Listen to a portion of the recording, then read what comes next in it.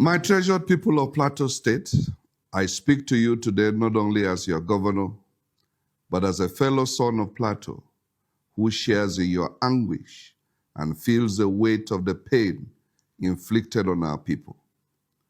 We're once again confronted by sorrow as heart-wrenching attacks have taken the lives of innocent citizens in our communities.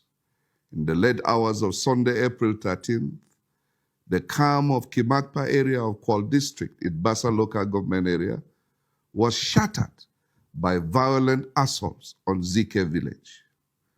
Innocent men, women, and children were murdered in cold blood. Homes were touched, properties ravaged, and entire families left in agony. These attacks occurred even as we were still mourning the loss of over 50 lives in Bokos. The scale, the frequency, and intent of these atrocities are unmistakable. Let us be clear. This is not random violence. This is not an isolated conflict between farmers and herders. What we are witnessing is a systematic and premeditated campaign, one that seeks to displace, destabilize, and instill terror and fear on our people and communities. The tragic echoes of Dogonahawa, Riom, Barkiladi, Mangu, and the Christmas Eve massacres in Bokos remain vivid. The cycle continues, but it must not endure.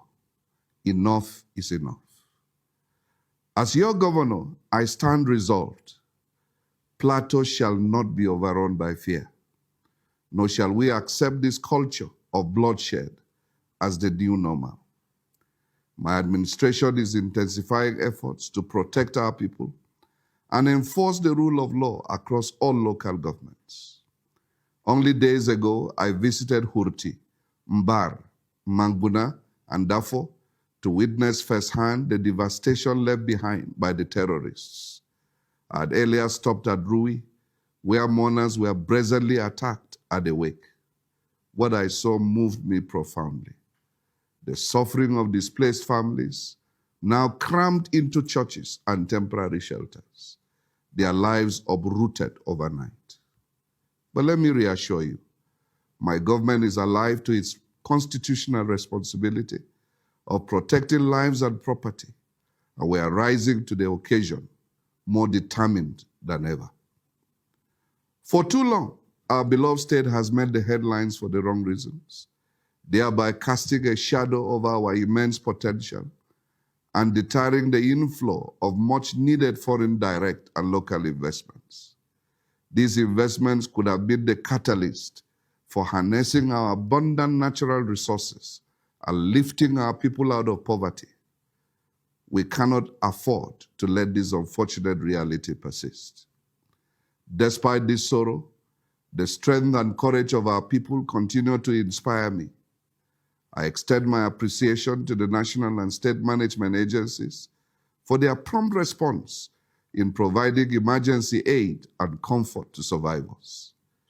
Following these developments, I convened an emergency State Security Council meeting and have been in active consultation with federal security leadership, including the President, the Chief of Defense Staff, the Inspector General of Police, and the National Security Advisor. I'm grateful to President Bola Ahmed Tinubu for his concern and support, and for instructing security agencies to take decisive steps to apprehend the perpetrators of these attacks. Security deployments are being reinforced, and Operation Rainbow is being restructured to support community stabilization efforts. Additionally, all hospitals in the region have been directed to provide free medical treatment to victims, and relief supplies are already being dispatched to affected communities. To restore calm and strengthen vigilance, I hereby announce the following measures effective Wednesday, April 16th. Night grazing of cattle is strictly prohibited. Transportation of cattle by vehicle is banned after 7 p.m. The use of motorcycles is restricted from 7 p.m. to 6 a.m. across the state until further notice. We are also activating community-based response systems. I urge the traditional leaders and youth associations to reactivate local vigilante groups and organize night patrols in coordination with the security agencies. We must protect our communities while upholding the rule of law. Furthermore, I have mandated the newly inaugurated Interreligious Council to begin immediate engagement with all stakeholders to address the deeper issues surrounding these attacks. I shall also be appointing a special envoy on peace to lead grassroots consultations and intelligence coordination.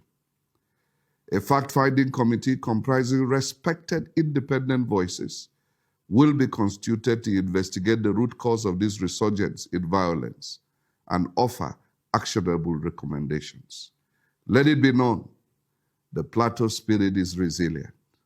We are a people of peace, renowned for our hospitality and unity across religious and ethnic lines.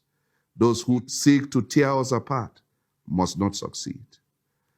To the grieving families in Bokos, Bassa and beyond, you may be tempted to think that our security architecture has failed. But let me reassure you that more than before, I am determined to find lasting solutions to keep you safe. I extend my deepest sympathies. Your loss is our collective sorrow. And to all Plateau people, I urge calm, vigilance, and solidarity. Report suspicious movements, cooperate with law enforcement agents, reject retaliation. Justice will be pursued with resolve. Let us rise above fear and bitterness and unite to reclaim our land and dignity. Let us protect what is ours, not through violence, but through courage, wisdom, and love for one another. To our development partners, national and international, we thank you for your continued support. Your solidarity is a source of strength in these trying times. Let me also appreciate all Nigerians home and in diaspora and our friends across the globe for your prayers, support, and encouragement. We are truly grateful. To the killers and their sponsors, know this: your evil shall not go unpunished. You may run, but you will not hide. Plateau will definitely continue its rise. Nothing will stop it. Plateau will prevail. Plateau will not fall. Plateau will stand tall. Plateau will continue to flourish to the glory of God. May God bless and defend our land. Amen.